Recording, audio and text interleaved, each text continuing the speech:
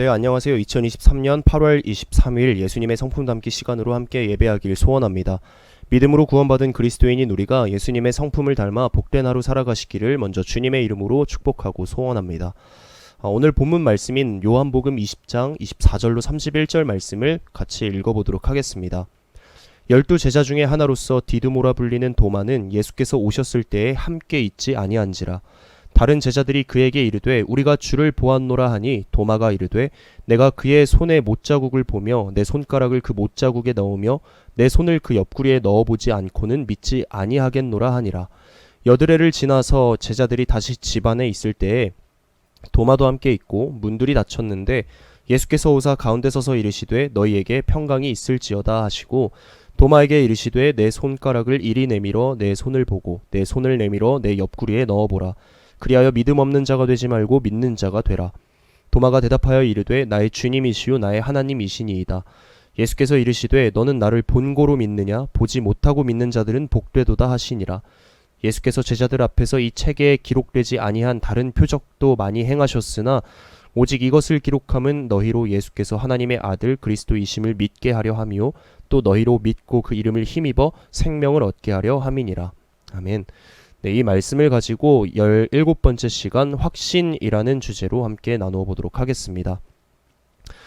기원전 2세기경에 활동한 고대 그리스 문법학자인 도로스가 쓴 그리스 신화의 한 내용을 한번 먼저 살펴보고자 하는데요. 제우스 신의 아들인 영웅 헤라클레스는 그의 두 번째 아내인 데이아네이라의 질투로 인해 히드라의 독이 묻은 옷을 입게 되는 사건이 발생합니다. 헤라클레스는 독이 묻은 옷 때문에 피부가 타들어가는 고통을 겪게 됩니다. 그는 그 고통을 참지 못해 옷을 찢다가 옷에 달라붙은 그의 살까지 뜯겨나가는 비참한 일까지 벌어지게 되고요. 결국 장작 위에 올라가 신들에게 산채로 화장해달라고 말하지만 신들이 주저하자 필록더테스라는 인간이 대신 불을 붙여주게 되고 그렇게 죽음을 맞이하게 됩니다. 그러나 제우스는 이 아들을 가엾게 여겨 죽은 헤라클레스의 육신은 하늘로 올려져 별자리가 되었고 그의 영혼은 하늘로 올려져 불멸의 삶을 살게 되었다는 신화적 이야기가 있습니다. 신적인 존재가 된 것이죠. 물론 앞서 말씀드렸듯이 헤라클레스는 신화 속 인물입니다. 신화이기 때문에 죽었던 자가 불사의 몸이 되기도 하고 엄청난 힘을 발휘하는 영웅이 되기도 합니다. 상상 속에서의 무슨 이야기든 마음껏 그려나갈 수가 있기 때문이죠. 그러나 그는 가상의 인물밖에 되지 않습니다. 그러나 예수 그리스도는 신화에 나오는 가상의 인물이 아닙니다. 역사적 사실 존재이십니다. 유학 대학살로 유명한 실존 인물인 이 헤롯 대왕의 통치 때에 베들레헴에서 태어나 나사렛에서 자라나셨고 또 갈릴리와 예루살렘에서 활동하신 예수님. 그러다가 예루살렘 골고다 언덕에서 죄인된 인간을 구원하시기 위해 친히 십자가에서 죽으셨지만 사흘 만에 부활하신 예수님. 누가 보면 신화와 다를 바 없는 것이라고 치부할 수 있습니다. 그러나 하나님의 감동을 받은 사람들을 통해 집필된 성경은 분명하게 말해줍니다. 예수 그리스도는 역사적으로 실존했던 인물이었다라는 것을 말입니다. 그것도 아주 자세히 말이죠. 여러분은 어떻게 생각하시나요? 예수가 정말로 실존했던 인물이라고 확신하고 계신가요? 실은 지금도 많은 그리스도인들이 예수를 실존 인물이 아니라 가상의 인물로 여기는 자가 많다고 합니다. 역사적 예수가 실존했는가에 대한 논의는 신학자들 사이에서도 꽤나 중요한 논점이었습니다. 독일의 신약학 교수였던 불트만, 물론 한국에서는 이 불트만을 그렇게 좋은 시선으로 보고 있진 않지만 그는 실존주의 방법을 통한 성경의 비신화화 개념을 내세우면서 역사적 예수와 신앙의 그리스도를 분리시켰습니다. 그의 주장을 보면요, 나사렛 예수는 실존하는 인물이다. 그러나 역사적 기록보다도, 그러니까 사실적 기록보다도 우리는 하나님이 나의 아버지이며 나는 그의 자녀와 같이 아버지와 자녀라는 인격적인 관계를 내가 믿고 인정하고 또 나의 죄를 구원하시기 위해 십자가에 달리신 예수임을 믿고 인정하는 것이 현재를 살아가고 있는 우리가 보다 더 지니고 있어야 하는 마음이자 결단이다 라고 말했습니다.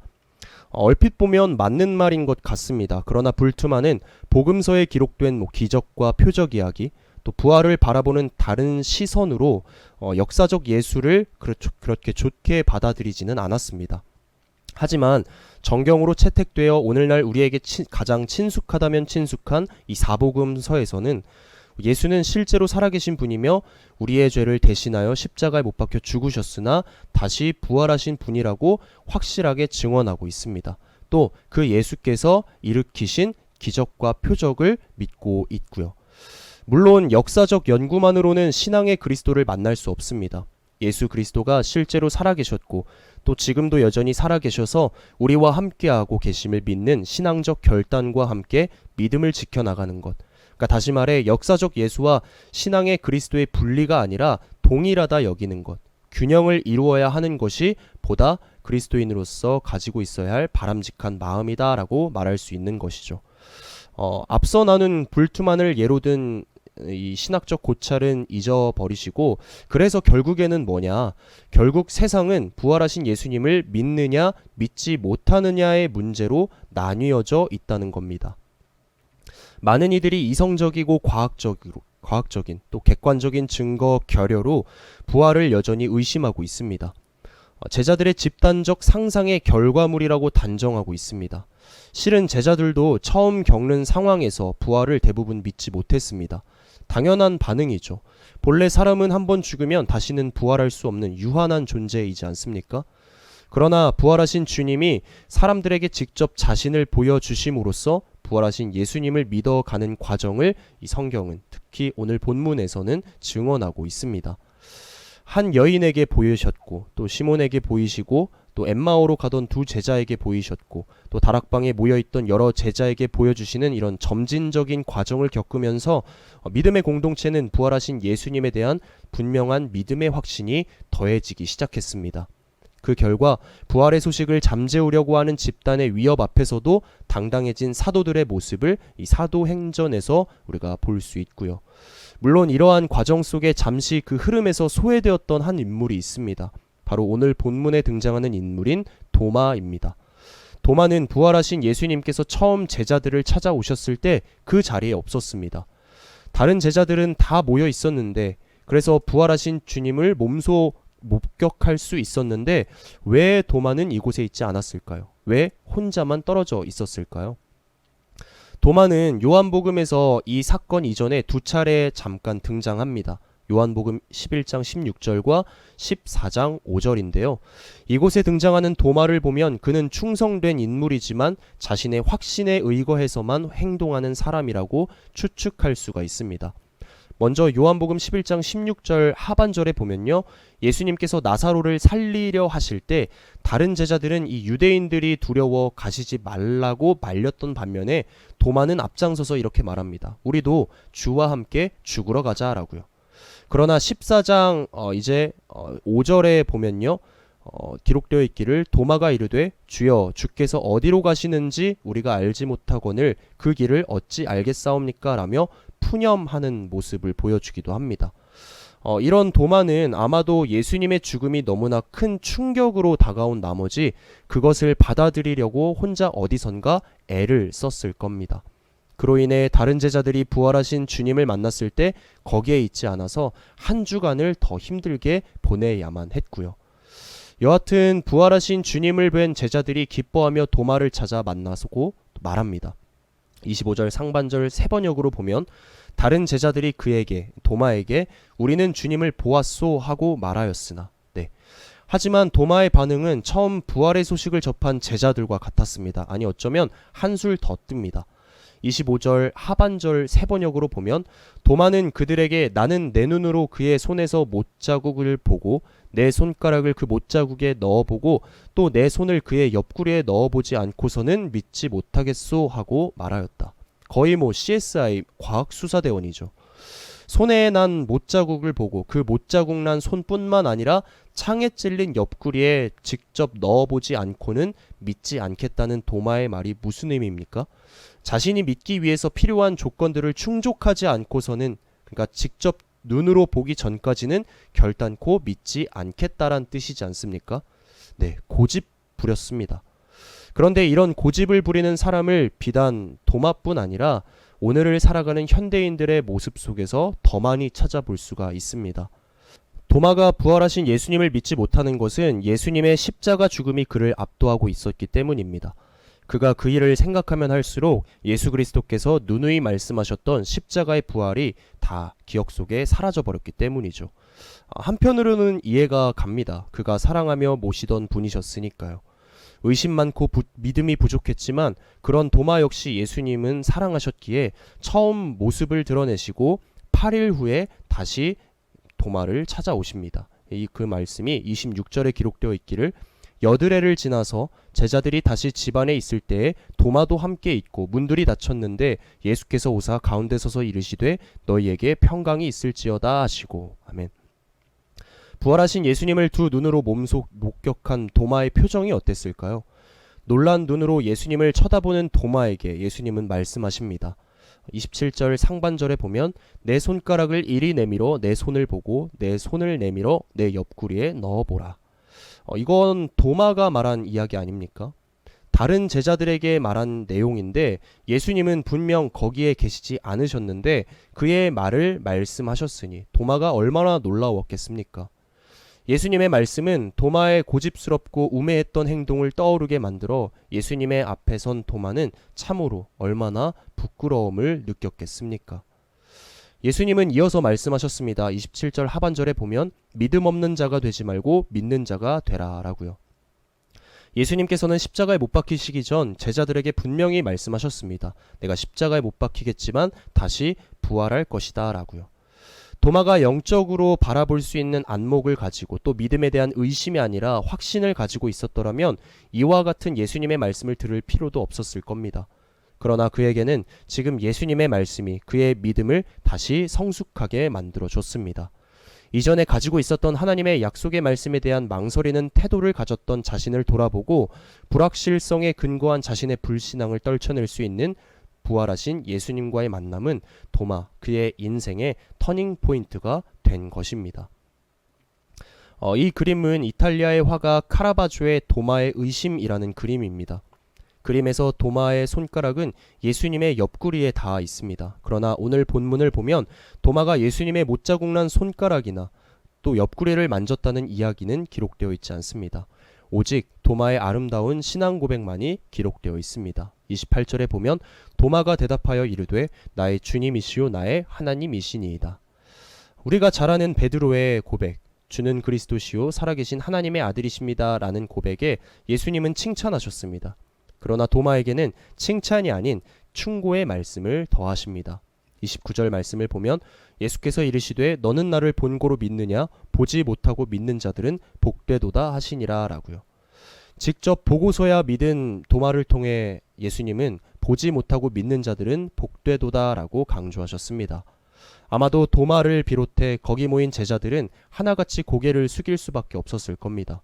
예수님을 만나기 전까지 사로잡혀 죽을까봐 두려워하던 그들이 예수님을 보고서야 그제서야 안심하고 예수님의 말씀을 그때야 믿었기 때문이죠.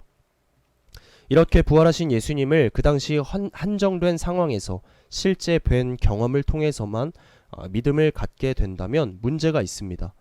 그 믿음은 계속되지 못하고 분명 소멸되고 말 것입니다. 왜냐하면 1세기 부활의 증인들이 다 죽은 뒤에는 그 누구도 부활하신 예수님을 직접 뵌 적이 없다는 이유에서 말이죠. 이제 우리에게 필요한 것은 물리적으로 설명이 가능한 체험이 아니라 영적으로 몸소 경험하는 체험입니다. 우리는 도마처럼 예수님을 눈앞에 모시고 만져보고 싶어도 만져볼 수 없습니다. 그래서 보지 못하고 믿는 자들은 복되도다 라는 예수님의 말씀이 우리의 믿음에 더욱 중요한 의미를 가져오게 됩니다. 요한복음 20장 30절로 31절 말씀입니다.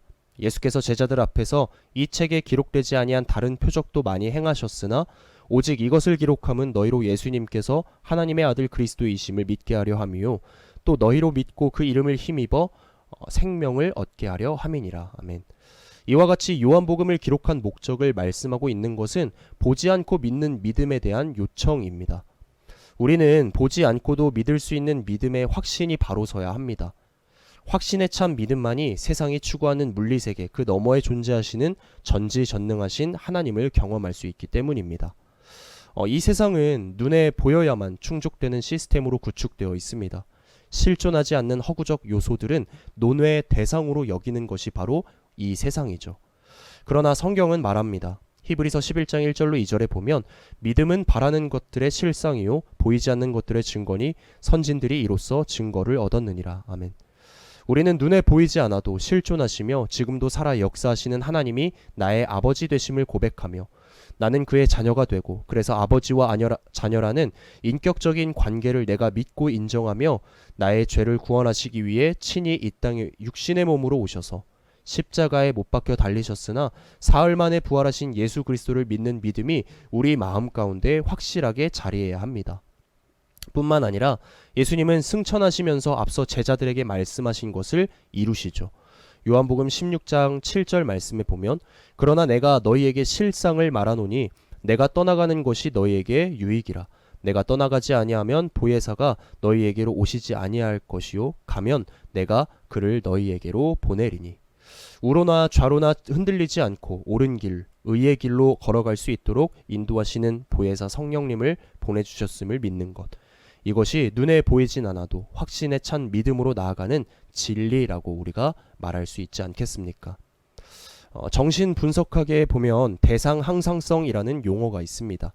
영어로는 object constancy라고 하는데 여기서 constancy는 불변성이라는 뜻을 지니고 있습니다.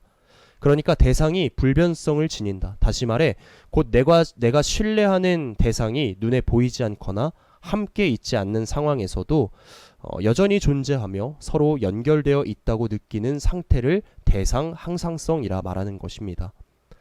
대표적인 예로 아기가 당장 눈앞에 엄마가 보이지 않아도 엄마는 여전히 존재한다고 느끼는 것을 들 수가 있는데요. 우리가 하나님을 대하는 마음도 이와 같아야 합니다. 하나님과 우리 사이에도 대상 항상성이 깨지지 않고 계속 유지되어야 합니다.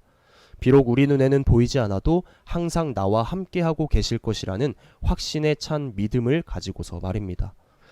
그렇게 예수님을 만난 도마는 의심을 극복하고 확고한 믿음을 가짐으로써 예루살렘 교회가 세워지고 성장하는 그 과정에 함께 참여하였고 전승에 따르면 인도까지 복음을 전파하다가 거기서 순교하게 됩니다.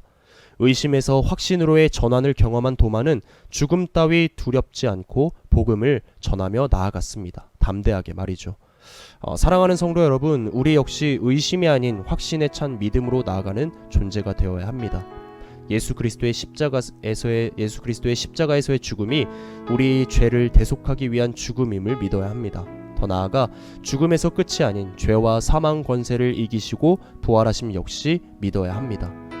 바라기는 구원을 선물해 주신 예수 그리스도를 신뢰함으로 우리의 삶을 전적으로 맡기고 또 우리의 삶이 부활의 증인으로서의 삶으로 나아가기를 서기를 주님의 이름으로 축복하고 소원합니다. 예수 그리스도의 이름을 힘입어 하나님 나라에서 영원한 생명을 누릴 저와 여러분이 되어보는 것은 어떨까요? 그런 확신에 찬 믿음을 가지고 나아가는 오늘 하루 보내시기를 다시 한번 주님의 이름으로 축복하고 소망합니다. 기도하겠습니다. 사랑이 많으신 아버지 하나님, 오늘도 우리에게 말씀으로 다가오셔서 이 말씀으로 하나님의 은혜와 사랑을 깨달을 수 있게 하심에 깊은 감사를 드립니다.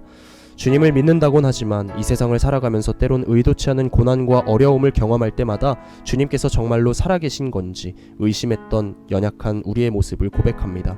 오늘 말씀을 통해 의심이 아닌 오직 확신에 찬 믿음으로 말미암아 복음의 증인으로 나아가 우리의 입술에서 주님 없이는 살 수 없다는 고백만이 흘러 넘치게 하여 주시옵소서. 오늘 말씀 잘 붙잡고 다가올 주일을 기뻐하며 기대하는 우리가 되기를 소망하며 감사드리며 우리 주 예수 그리스도의 이름으로 간절히 기도드립니다. 아멘. 네, 수고하셨습니다. 다음 시간에 뵙겠습니다. 안녕.